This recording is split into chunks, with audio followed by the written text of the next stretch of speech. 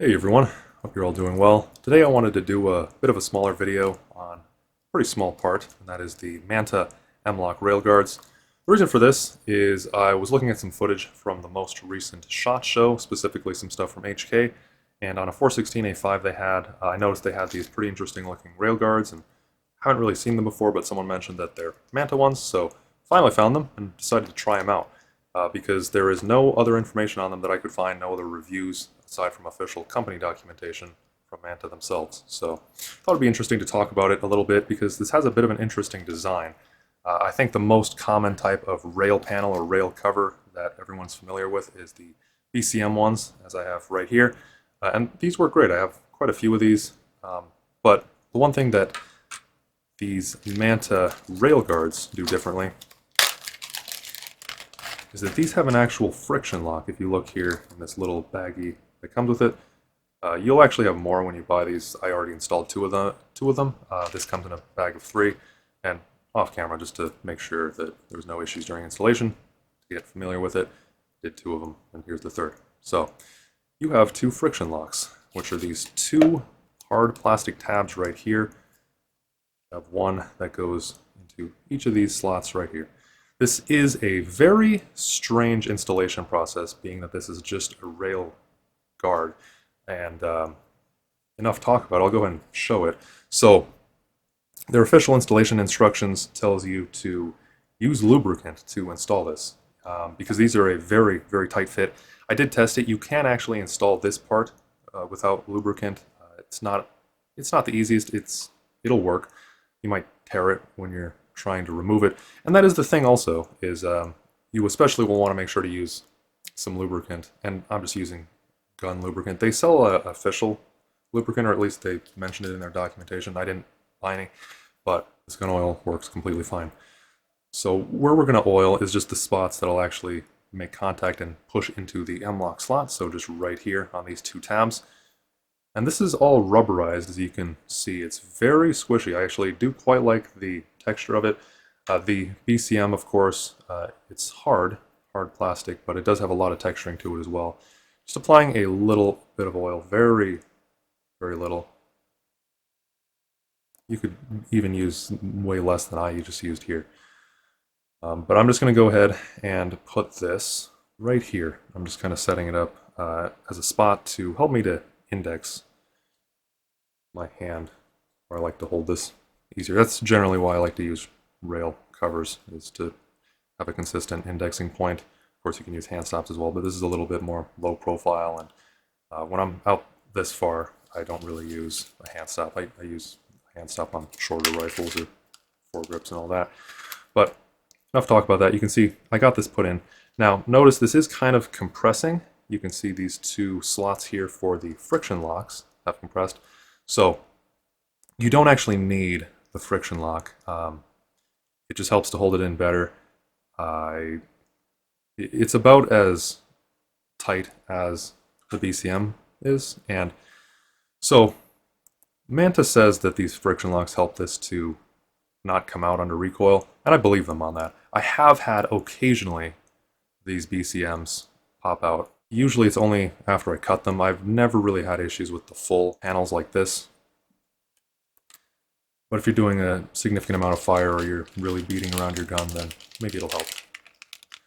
But one other thing that I don't like about this is these are just rail panels. I personally, in my use case, don't think that rail panels should be as permanent as, well, I'll show you. So we need to lubricate the inside of these slots right here. And then these tabs just push right in here, and you start at one side, it makes it quite a bit easier. Then it just goes in, and you can see it expands there, and this thing is not coming out now at all. So that's great. It isn't going to come out under recoil, but these are quite hard to take out, as I was kind of implying earlier. What I've found works well if you do want to move this. Hopefully you don't need to. As I said, it is a pain, but I have a little pin I like to use. It has a 90-degree, almost to a hook to it, and if you just push it in the side, like right here, pull it up, you can get these out. And then once you get the friction locks out, it's very easy to take this rail panel out. But it is very hard to take these off, which kind of will cause a bit of an issue if you're using this on certain rifles. I think the HK here, MR762, 416, or the MR556 would be about the same as well, where they won't really have too much of an issue with this. But I think on a lot of your slimmer handguards, like on your ARs and a lot of the aftermarket M-Lok handguards, if you want to take them off for maintenance or if you're changing out parts, you're going to run into an issue. And it's usually not an issue because you can take off rail panels pretty easily.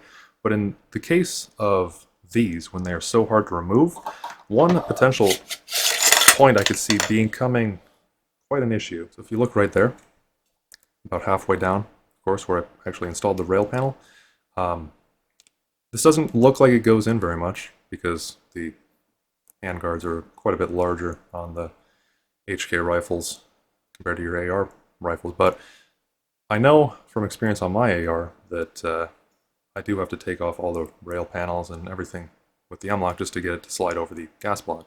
So you would need to take these off in that case, and it's pretty frustrating if you do need to. So it's certainly a pretty large trade-off. On one hand, yeah, these aren't going to come out under recoil. I'm confident in that. But do they really need to be as permanent as they are? They're a little bit over-engineered, I would say. Unnecessarily so when they make it that difficult. Now, in the case of this HK, I'm completely happy with it. I think these have a very good texture, and they give a lot of grip being rubberized, and no complaints there. But my idea of rail panels is that they are just kind of there to protect the handguard, and if they happen to fall off, they're usually pretty cheap anyway. Speaking of which, these are also not too expensive, but they are certainly quite a bit more expensive than the BCMs. As always, a caveat that right now, when I'm recording that, that's the case, because you never know how the prices fluctuate. Another thing is, do you even really need rail covers at all? As I mentioned, personally, I like to run just a few sparingly to kind of help to index my hand, and it does help to protect the rail a little bit as well, if that's one of your concerns. After installation, of course, I wanted to actually test these to get a feel for how they do. So I took out the AR-15 I've been kind of mentioning throughout this video, and that's the one that I have the BCM railguards on. And I, of course, also took out this MR762 that I just installed the Manta railguards onto. And both went well. I did a bunch of drills while I was out there, just practicing shooting around obstacles, cover, and then just a bunch of stuff with the shot timer as well. And without gloves, both of them are pretty much identical, and I think you'd probably be better off with the BCMs just because they are cheaper, and as I've been kind of making a pretty big point about in this video, they are easier to uninstall, which I personally do think is important. You may not, and that's totally fine. Depends on your use case. With gloves on, what I noticed is that the Manta railguards actually are just ever so slightly more tactile, but it really is just extremely slight. And neither of these had any issue with coming loose or anything like that either. If you remember earlier, I did mention that I occasionally had issues with some of the cut BCM rail panels coming loose, but that was extremely, extremely rare. I haven't ever had it happen with the full ones. So ultimately, I do think that just as far as a comparison goes, the Manta probably is, just as far as feel goes and actual use, it is a little bit better, but I don't think you're really going wrong if you go with something like the BCMs. And of course, I've been focusing a lot on the BCMs too, just because it's one I have on hand, but there are a lot of other rail panels and rail guards, rail covers out there. But I do think that the BCM in particular is a very good comparison. Ultimately, I think whether these rail covers are good really depends on your use case. If you're using it on a rifle where they're not going to interfere when you need to disassemble it, I think they're a really good choice. They stay on. Annoying if you have to take off the friction locks constantly, but if they're semi-permanent, then I think it's fine. In most other cases, though, I would say that the BCMs are a very good option. Thank you all for watching. Let me know if you have any other questions about this in the comments below, or any suggestions for other videos you'd like to see. Otherwise, I hope to see you all in the next one. Take care. See you all then.